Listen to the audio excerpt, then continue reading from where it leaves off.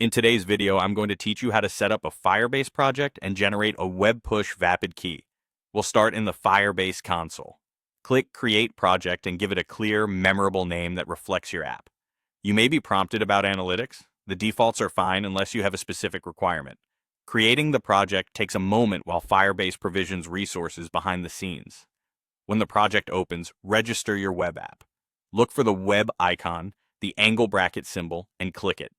Enter an app nickname. This is just for your reference, so choose something descriptive. You may see an option to enable Firebase hosting. If you don't need it right now, you can skip it and turn it on later. After you continue, Firebase will display a short setup flow and then provide a configuration object tailored to your app. That configuration object includes fields such as the API key, AUFAS domain, and project ID.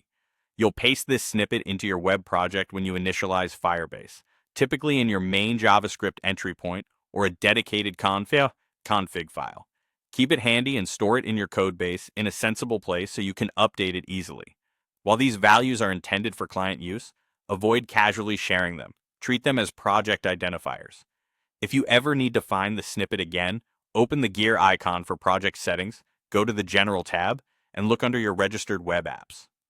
Next, generate your web push keys for browser notifications. In the Firebase console, go to Project Settings and open the Cloud Messaging tab. Scroll to the Web Push Certificates section and click the option to generate a new key pair. In a moment, you'll see your Vapid public key and private key. The public key is safe to use in your client code when subscribing browsers to push notifications. The private key belongs on your server or another trusted environment to authenticate push sends. Store it securely and avoid checking it into version control.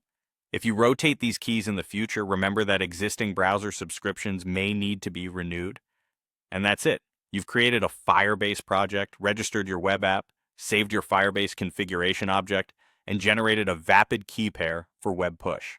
Keep these details accessible as you continue building, and you'll be ready to initialize Firebase in your code and connect push notifications when you're ready to implement them.